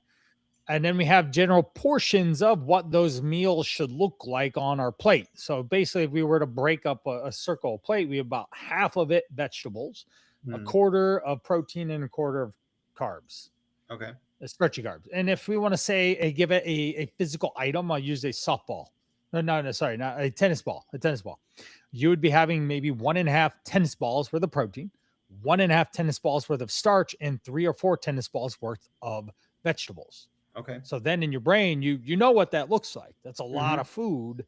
Yeah. And when we do it right, you can eat big and you can eat delicious and tasty, enjoyable meals when you do it right. So Okay. now we get into the last part as we start to wrap this up, but is the meal design process. Okay. The meal design process, and this works wonders. And I'm going to tell you, I implore you to take this What Food Should I Eat PDF that I'll send after we're done, print out the protein, the fibers, carb, the starchy carb pages, and put them on your fridge. Why? Because it's easy meal design. I Okay. pick a protein with this much of it, I pick a starch with this much in it, and I pick a vegetable with this much in it. And it'll give you tons of examples. There's probably about, I don't know, 80 different foods that are on the list. So, and if anyone else is listening in wants the What Food Should I Eat PDF, I can send it to you. everything that I talk about is simple and easy by design, because you don't need more rules. You don't need more complexity. You need simplicity so you can actually do it, because your life is complex enough and it's hard enough to figure it out. Yes. Weight loss and weight maintenance is simple, but it's not easy, because life throws wrenches and curveballs and all sorts of challenges at us every single day. But with the approach that we're talking about here, it's to give us ability to be agile and juke and Mhm. to shift amongst whatever the challenges may be. So write down on your paper, what are, say, 3 or 4 protein sources you enjoy. Uh, Chicken, beef. Yeah, write them Uh, down, because you're gonna watch magic play out. You're like, oh my gosh, I didn't know I could eat this much. So chicken, beef, what else? Like a protein shake, yogurt, Protein shake, fish, yogurt. shrimp, right? Any of those work. Ideally, we're doing the lower fat versions, 90 or 93% ground meat or better. Okay. Right? That works. Sure, you can have salmon, but just know it's a fattier fish. Or sure, you can have eggs, but it has fat in it, and it's just something to consider. Sure, you Okay. can have chicken thigh or even a ribeye, but if you have a ribeye for dinner, then you probably want to go lower fat food sources earlier in the day so that you don't eat too much fat in the day, in a sense. All right. All right. So we got those down, right? 4 of them. Yes, sir. Then I want you to write down, say, 4 vegetables that you enjoy. And we do want to eat a lot of vegetables. I'm just going to tell you that's a cheat code. Okay. And your steps. If you can walk 10,000 steps or more with or without jujitsu and all the wrestling and all, then you'll probably be good. If you keep your calories below that number, like the 2,000, 1,800, you'll probably be really good. And if we can eat a lot of vegetables and lean proteins, you're going to be really good. And you're like, oh my gosh, Brian, where you been at since like 2019? I'd be like, I've been actually doing this before that. It's like, dang it, man, I should have found you earlier. I honestly, I wasn't on Instagram then because I didn't need to be. Yeah. So now you have to be everywhere, always. Yeah, everywhere. That's why I have 100 plus podcasts already in 6 months. So create content. All right. That's why we're doing this. Create some more content, Yep, help some yep. people out. You're getting some good value of this, right? Yes, sir. All making sense? Yes, sir. Does it seem reasonable? It does. Okay. All right. Good. So then what we got, what were the vegetables you wrote down? Broccoli, green beans, spinach, and carrots. All right, perfect. And it can expand beyond this. It doesn't have to just be those, but these are starters. Write down 3 pieces of fruit that you enjoy. Because you can have fruit. 1 to 3 pieces in a day works great.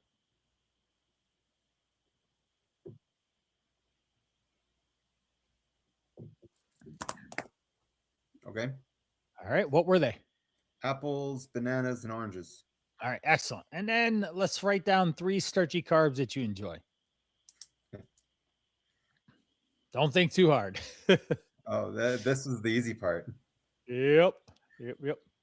As you're writing these down, should you eat white rice or brown rice? Go. Brown rice, I would assume. Yeah, why?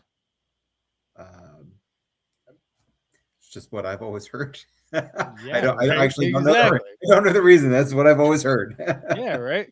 From 1990 or something, right? Yep, It's been yep. glued in your head. You should, or the 2000, whatever that health kick wave was. You got to eat brown rice over white rice. Well, there are so many different types of rice, even potatoes. In Peru, we found out when we were there are 4,000 variants of potatoes. Oh, Jesus. Do you think they are all magically that much different from one another? Probably That not. a sweet potato is that much different than a white potato? No, they're basically the same when you look at a nutrition label. Same Okay. thing with rice: white rice, brown rice, black rice, pink rice, Doesn't really basmati, matter. jasmine, short grain, long grain. It's all going to generally be roughly the same as its counterpart. So if Okay. you've been trying to eat brown rice all the time and forcing your family to eat brown rice when everybody wants white rice, now you can be like, all right, Brian said that we can eat white rice and we don't need brown rice. I was more on the sweet potato kick. I like sweet potatoes. They're so tasty. They're I great. love sweet potatoes. So I make everybody eat sweet potatoes. And my wife's like, God, no, not again. Now that I know this. Yeah, you'll get off and you're like, well, Brian said that a potato is a potato. Either way, it's a potato. And because when we look at the nutrition label, they are relatively the same. Same thing with rice, same thing with beans. Black beans, navy beans, pinto beans are all about 220 calories in a cup with roughly 30 carbs, 8 grams of fat, about 6 or 8 grams of fiber. 8 grams of protein is not fat. They don't have fat. So there's no fat in beans. I'm going to correct that there. But 8 grams of fiber, 8 grams of protein. That's a bean. That's just a cup of most beans, not green beans, because those are fibers. A whole can, because we eat canned green beans, is 70 calories with 7 grams of fiber. That's a knockout, slam dunk. Just pour a whole can of green beans on your plate, and now we're talking. Okay, and I would probably tell you to still add more vegetables on the plate. Okay, sometimes I've cheated and I've done 3 cans of green beans in a meal to fill up, but I got 210 calories out of it. 21 grams of fiber or 210 calories. I'm stuffed for a long time with that. And it's awesome. Does it matter between canned and like frozen? Because we buy frozen green beans all the time, but every once in a while. Let's answer this question. When you go on a health kick, it's like, oh, I got to lose weight and let's go buy super healthy at the grocery store. What do you end up buying? What do most people buy? I buy frozen or exactly. It's normally frozen everything. Yep. Oh, let's just clean out the produce and take all of it home today, right? What happens? Food waste. It goes bad. You don't use it. You don't know how to use it. You don't know. You're not equipped with the skills or the understanding of how to cook it or prepare it or keep it long enough from it spoiling and you just wasting whatever amount of money and throwing it away, which we don't want to do. So you can write this down. These 3 words, top one over the other. Okay. So fresh, then underneath fresh, put frozen, and under frozen, put canned, and then put nothing, write down the word nothing under that. Okay. So I say this: fresh is better than frozen, is better than canned, is better than none. Okay. So I would rather you have canned green beans at this next meal, even like, oh, it's loaded with sodium, blah, blah, blah, over not having any at all. Okay. Why? Because you'll be more full and it'll last you longer until you eat again. And we go back to that phrase, and you write this down. I've already said once: is eat enough food to get you to the next time you're going to eat again.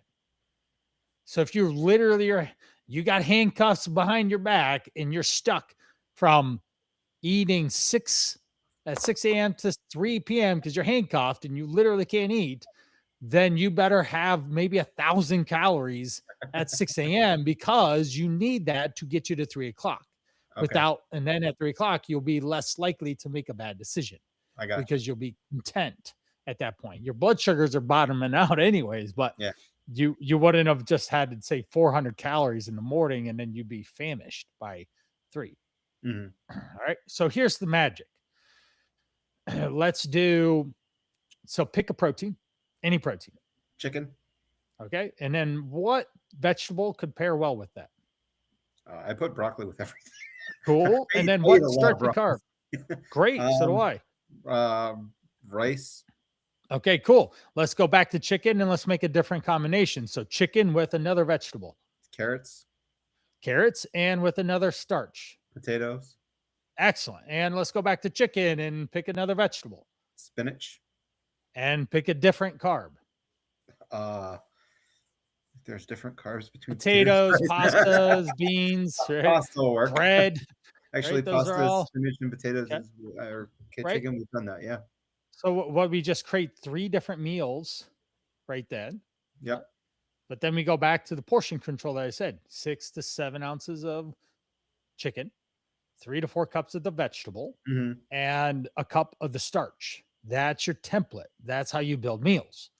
So then tonight, it doesn't matter what is going to show up as long as you pick a protein, pick a fibrous carb, pick a starchy carb, and the fibrous carb again is fruits and vegetables, Mhm. and you put them into the overall calories that you need, this 500, 600, or 700 calories on the plate, and you have a balanced plate with this, like the tennis ball example, or half of it being a vegetable and a quarter being the starch and the protein. Okay. Do you think you can do that and be free from having to worry about what you're eating or how much of this or this restricted whatever? Yeah, I could definitely do that. Yeah. And that's it. This is it. This is the repeatable system that you need to do for the rest of your life. Okay. Now, sure, we can have ice cream after she wins the soccer, or we're gonna go out to eat and she graduates, Yeah. right? And we're gonna celebrate something else, or we're going on vacation, or I won the wrestling match because I'm supercharged now. Right? I've got energy to actually win Do things stuff. now, right? And do things. Right? I can do stuff now. But that ends up, but sure, we can allot for the, say, the ice cream cone last night. Okay, that's going to cost me how many calories? Let's do basic math. If you're eating 2000 minus 400, okay, I have 1600 more calories in the day to play with. Yeah. That would imply that I probably should eat less starchy carbs if I want to stay full. But that doesn't necessarily mean that you couldn't eat only starchy carbs. You're just not going to eat a lot of food. Okay. Because if you have 3 cups of rice, that's 600 calories. And then your ice cream cone at 400, that's 1,000 calories. You have less than 1,000 calories left of the day. It's not a lot of food. No. So you get to choose now. Okay. You get to choose. The power is in your choice to pick and choose what foods go in what combinations. And as long as we're generally doing balanced meals 80 to 90% of the time, eating healthy, or in quotations clean, then you are free to be able to have energy to eat around the busyness of your day, around the activities of your family, eat whatever dinner is tonight, and be successful. And in one of the video I said about the what I ate, the images of what I ate, last night's image was inside that video. I Oh, okay. had I had some cottage cheese, fat-free cottage cheese. I had a fatty sausage, piece of sausage, like kibasi thing. I had pasta, and I had a lot of broccoli. You'll see a lot, like amount of broccoli. There's like 5 cups of broccoli. I like broccoli too. But I had 5 cups of broccoli, a fat-free cottage cheese to get my protein to 40 grams. I Mhm. had some fattier protein from the sausage, and a portion of pasta. It was a mac and cheese pasta. Okay. So you can see a lot of food, but I still only ate so many calories. And because of the balance, I was stuffed, Yeah. but I didn't overconsume calories. And I wake up today feeling just fine.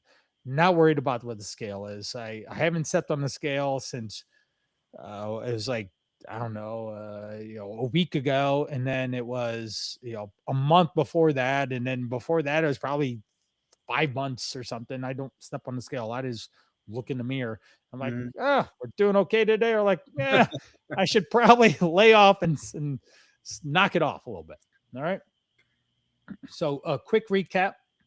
We're going to eat a certain amount of calories in a day to be in a calorie deficit. And you're going to pair that with your activity. You're already active enough. So you might be able to get more like 2,000 calories because of that activity. And if you take those walk breaks, like is suggested, to help with balancing out your stress in the day and taking a breath and pausing so you can actually like think and solve cases better, then you will be that much better off with burning more calories. So we have a certain amount. We have certain times of the day that we're going to eat. We have certain portions of it, and we have a certain way to build our meals. And I'll send over that "What Food Should I Eat" PDF and the messages I after appreciate this. that. Thank you. So that is the strategy and how I start pretty much everyone that I ever work with, because that's easy. That's I should say that's the simple part, right? Mhm. It all sounded simple, right? But Yeah. then the impact of implementation is Yeah. where it That's gets where you off got to track. do And it. I Yep. spend all my time being support and accountability because I do so well stacking the deck. Okay, this is the information. All right. So last thing we need to cover, and then I'll throw it into questions. Water. How do you do on water? How much you drink in a day? I kill about a half gallon of water every day. I All drink right. a 20 ounce thing in the morning, right Yeah. before or during jujitsu in my workout. I have that filled with coffee. I kill that, and then I have a half gallon of water that I kill pretty much by the end of the day. All right. We need 100 ounces or more. Okay. Okay. Here's my 40-ounce container that I'll drink, usually 3 of these. Or if I do have it, I'll have 2 of these and coffee. And coffee, as long as it's not drowning in calories or Oh, like I drink black creamers and all coffee. that stuff, I drink coffee then that's right. fine. We can count that as part of your hydration strategy as long as you're not drinking an obscene amount of it. Yeah, it's 1 cup. All right. Well, All right. That's 120 fine. ounce. Right. That's fine. Yeah. That's I usually do. I'll drink upwards of a French press in a day. Yeah. So some in the morning, some around 2. And that's just how I've done it for a long time. It Yep. gives me good, consistent energy. All right. So that's it. That's the play. Okay. Questions. So I do like a protein shake in the morning. I've been doing that recently.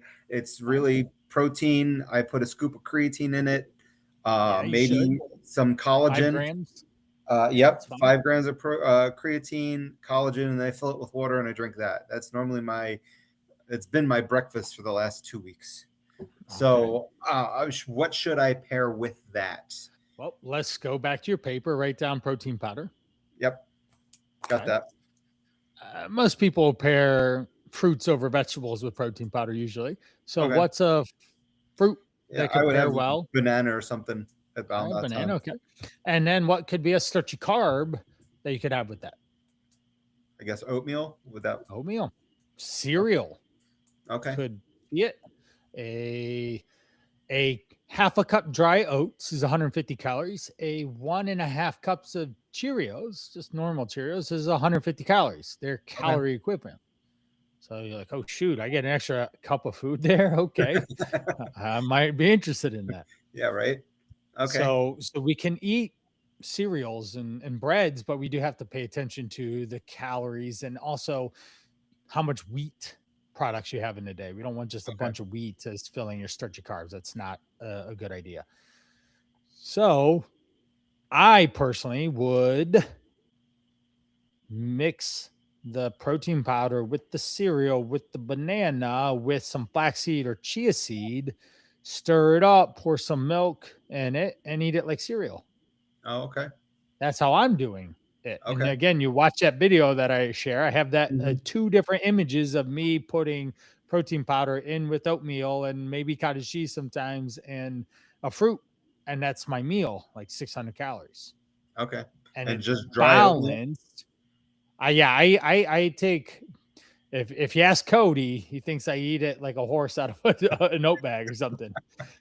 But he always gives me a hard time about that. So I'm calling out Cody if he's watching, or listening in. But I will just use it like cereal. So I'll pour. We have a measuring cup inside the oatmeal silo, so I'll take 1 scoop, put that in, and then pour milk on it and stir it up with everything. Okay. I enjoy it like that. You could have the oatmeal and the banana and then drink the shake. Yeah. I'm just going to combine it all because the protein powder is going to enhance the flavor of the oatmeal and make it more enjoyable. I gotcha. To me. So that would be a repeatable breakfast. Okay, hey, I don't have protein powder on hand. Somehow I ran out. Like, what do we put in its place? Okay. What would you pick instead of protein powder to mix with oatmeal and a banana? I would say eggs normally, but you totally could do eggs. Yeah. Think of another dairy source protein. Milk or yogurt. Greek yogurt, or cottage cheese, like a low-fat cottage cheese.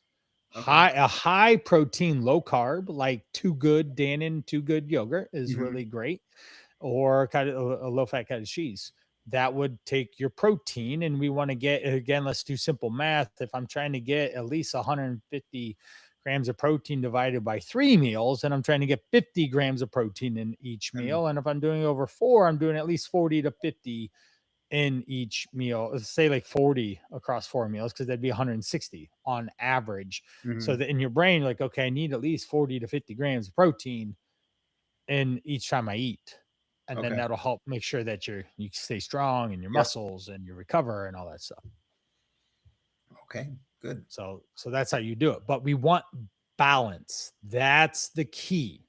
Instead of you just doing like a scoop or two and drink it, we need the other things to balance out the food behaviors, keep you full longer, Mhm. get you to last till noonish or so, 11, noon, 1, until you eat again. Okay. And I think that's part of my problem. I always feel like I'm eating so much, and I don't know. It would, with how I've kind of, I guess, trained myself to think about food. Whenever I have like a large, like something like that, it's like I feel like I'm eating so much, and it's like, Yeah, well, that can't be good. yeah, yeah, yeah. So But I think if you that's watch where that my video after we're brain done, was. Yeah, I'm then probably going you're to jump gonna on there and see. check that out. Like I literally fill frying pans and I eat that for lunch. Like it's just a massive amount of food, Yep. but it's low calorie food on Okay. purpose. So I can eat a lot of food because I like to eat a lot of food, but also I need to be able to go at least 4 or 5 or possibly 6 hours without food if I need to. But Yeah, then I'll also, if I can't go that long, then I will still eat, even if I'm not hungry. I'll eat definitely. earlier because I know I need to get to the next time. And then maybe that meal is smaller in calories or something. But Mhm. at the end of the day, I still meet my calorie goals, I gotcha. anyways. Okay. But I'm trying, Brian is going to try and eat as much food for those calories as possible.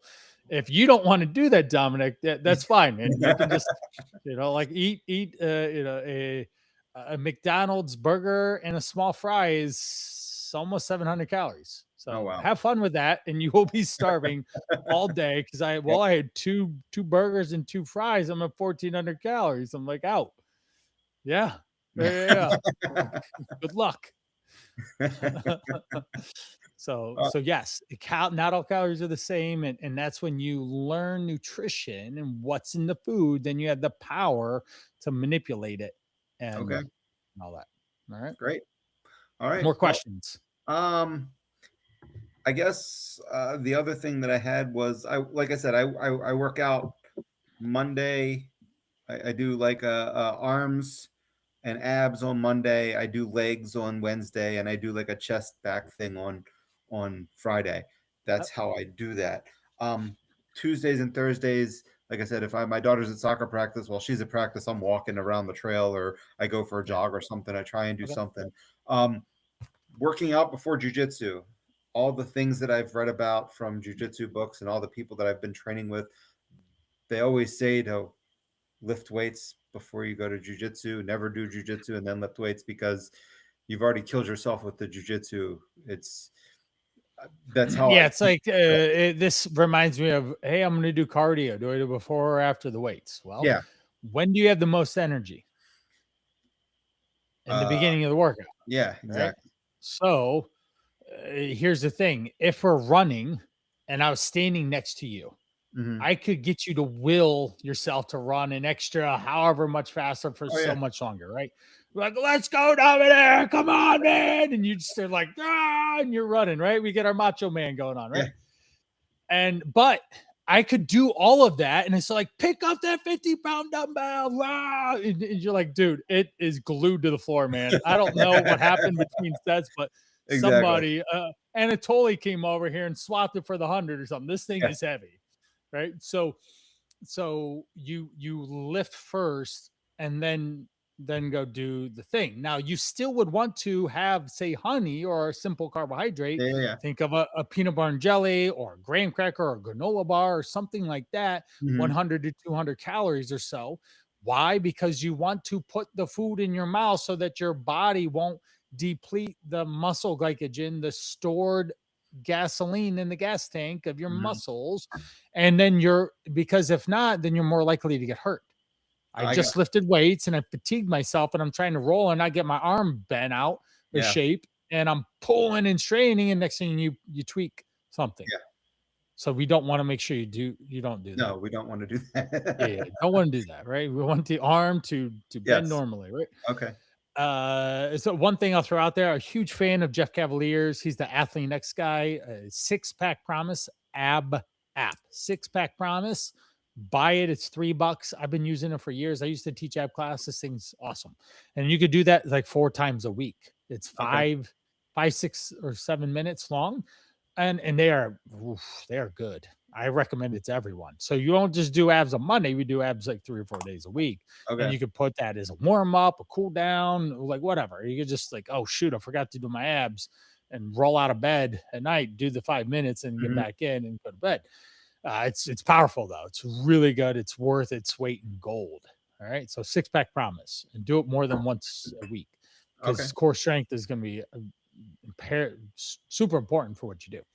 As far as the say the bodybuilding approach, in a sense of like arms, legs, Mhm. back, chest day, that's okay, but you might do better just doing more full body approach 3 days a week, Okay. so that you're working everything. Because 2 reasons: one, we can use exercise to burn calories, to burn fat, to help Mhm. you lose weight, and doing a full body workout over your bicep and tricep and your abs, it's not a lot of muscle that gets moved, right? I got Even if you. you did 100 sets of curls, you still did not burn a lot of calories. Whereas if you did squats and bench press, back squats and bench press, you're going to be exhausted after a half hour just doing those 2 exercises Mhm. back and forth, right? You'll be toast, Yeah. right? So doing chest, back, shoulder, legs in the same workout 3 days a week would be beneficial to keeping your strength up while you're in a calorie deficit, not overstraining any one muscle group. And let's face it, we're in our 40s. Nobody cares how strong we are. Yeah, yeah, Right? yeah. Nobody cares how I much get we you. bench, right? No one's asking anymore. Right? I don't even look at that anymore. Me It's neither. Me neither. Right? I don't even know. Like I just like lift this weight yep, a yep. couple times. Like It's okay, can I get 2 more? Yeah, I think so. Like yep. all right, put That, it down. If I that's how need that to, I'll just do goes. an extra set to do it. But I'm not gonna like come over here and be like, oh, I gotta lift 400 Yeah. pounds. My back's gonna be sore tomorrow. So forget that. So So full so body that's what I workouts would would say. be That more beneficial Monday, Wednesday, and Friday when I do that. yeah, doing a full Okay. body split. Yeah, All right. and just think of it. If you were to do these 5 exercises the rest of your life, bench press or similar, pull up or similar, shoulder press or similar, squats and deadlifts. If you did those Okay. 5 things the rest of your life, you'll be pretty fit, pretty strong, right? And Okay. if those were the only exercises you ever did, you'd be pretty fit, pretty strong, right? Awesome. Comparably speaking against anyone else. Not necessarily, Mr. Bodybuilder in the gym, but pretty much Yeah, yeah, yeah. I got all you. the other 40-year-olds, right? You'd be pretty, and 50-year-olds, right? You'd be pretty strong. Yep. So those are the 5 movement patterns that you would want to do on a regular basis. Okay. And sure, you could diversify. Like, oh, I'm doing leg curls today or leg extension. Like, sure, right? Instead of Yeah, squats and deadlifts, we just do leg curls, leg extension. Sure, it's just a variation of doing it. You I wouldn't got want to just do that all the time, because now we're missing out on some of the more major hip movements, especially when it comes to jujitsu and wrestling. You you. want Mhm. that the hip extension action going on for those movements and those things. So Gotcha. that's what I would do. And I personally, I like prescribing 4, 5, 6, 7 sets of exercise Mhm. for a particular exercise, uh, and not just like 7 exercises in the same thing. Okay. So I would So do do like like bench press, 5 or like 7 sets of bench press, 7 okay. sets of shoulders, 7 sets of pull downs, lat pull downs, 7 sets of squats, and then you finish with is there something else, like lunges or deadlifts or leg extension, leg curls, whatever. And then you have a really good workout. But then the next time that you go in, here's the cool part: is that instead of benching, I'm going to go dumbbell incline, and I'm going to do Okay. 7 sets of those. And instead of doing pull downs, I'm going to do machine rows. I'm do 7 sets of those. And instead of doing barbell shoulder press, I'm doing machine with my hands together and going up.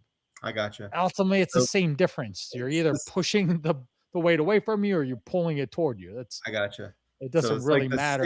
the same exercises, just different ways, kind of. Yes, different Gotcha. angles, different Yep, ways yep. to just create a little variation That makes in that that. makes a lot of Yeah. sense. Okay. Yeah. So instead of like, oh, I'm not going to bench press, say I'm going to do dips, still working your chest and shoulders and triceps. Mhm. Like, doesn't matter. Got it. But you alleviate some of the pressures on the joints Yes. by doing it that way. Good. It's good to All know. right. Awesome. All So right. yeah, pretty simple. So I there you appreciate go. Any other questions? No, sir. I think that's about everything I got. All right, cool.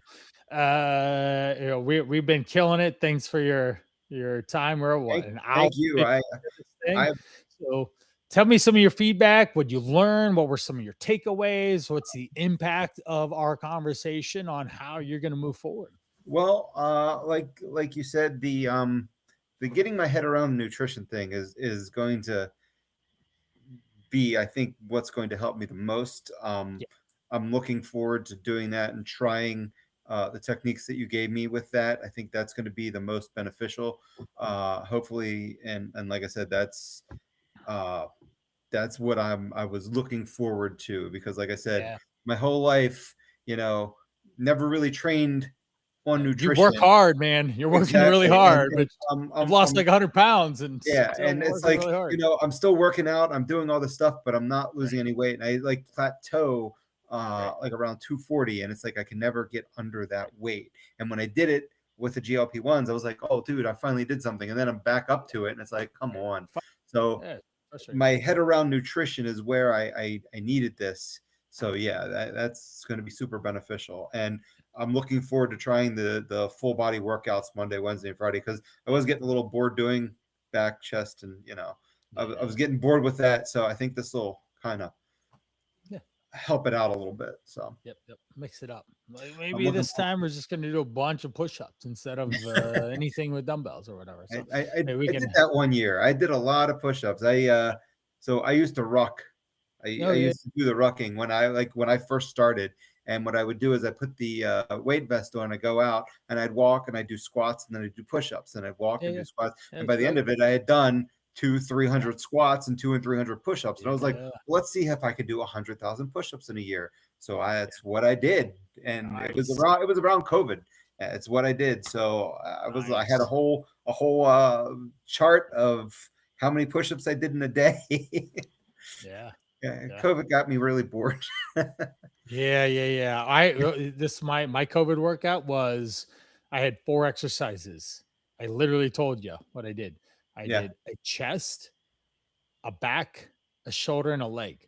Oh So wow. think of a bench press, a pull Yeah. up, a shoulder press, and squats. And when the Nice. next time I did dips, I did barbell rows, I did dumbbell shoulder presses, and I did deadlifts. And then I Wow. did a dumbbell incline, or yeah, bench presses. I did some other form of a face pull or something, an upright row. Uh-huh. I did the lateral raises for shoulders, and then Mhm. I did walking lunges. And I Mhm. would do 15 sets, or Oh no, I wow. would do 10 sets of 10 reps of 4 exercises. And I did it, the weight was heavy, but light enough that I didn't ever have to warm up for it. I Mhm. would do it in the entire day.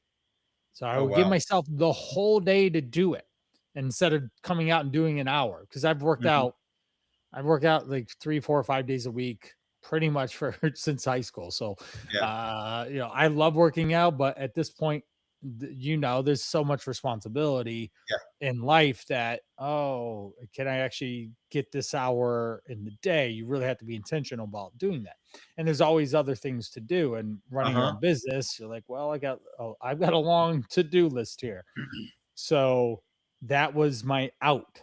If I just come out here, do however much rep sets in a whatever amount of time, but by the end of the day, I got 10 rounds of 10 reps of 4 exercises. That was 400 reps. That was the goal. And I That's would do awesome. that a couple of days a week. That's And that was awesome. it. That's all I did. And I didn't Wow. stress about it or anything. Yeah. But then soon as that lifted, I got my buddies coming back over, and then Yeah. game time. We're back Yep. to it. So Yep. cool. Well, All right. Thank you, Brian. I appreciate Yeah, you're everything. welcome. Yeah, definitely, definitely. So, anyone listening, I hope that this was super informative. This is a power session, right? This is coaching 101 that I have done for 2 decades, helping someone in their life. And we tried to make it as simple and easy for Dominic to understand it and be able to put this together so he can literally walk away and start taking action and being successful finally for the first time, understanding nutrition on a much easier and better level to get long-term results and not scratching his head and working so hard. I would love for you, Dominic, to tell me next week after a couple of days of doing the honey thing how that has helped the I'm jujitsu. looking forward to trying that. I 1000% agree that it's going to be a game changer. It's like someone turned the lights on in the morning where you're like, Yeah. "Ooh, let's go." So, talking to anyone else, if you're interested in a health hot seat yourself, it's pretty simple. You just reach out. That's literally what Dominic and I did. We just had a conversation. I gave him a couple options to see how it could help. Hey, I've got some freebies. I do a health hot seat. If you want some coaching, some actual work with me, I do a program, the Call to Rise. And he picked this. So here we are. All right. So it's a health hot seat, and I will send you over a Google form to fill out so I can understand who you are and what's going on. And then we'll do a live coaching thing. So all you got to do is ask. You can find me at brian@brianprana.com.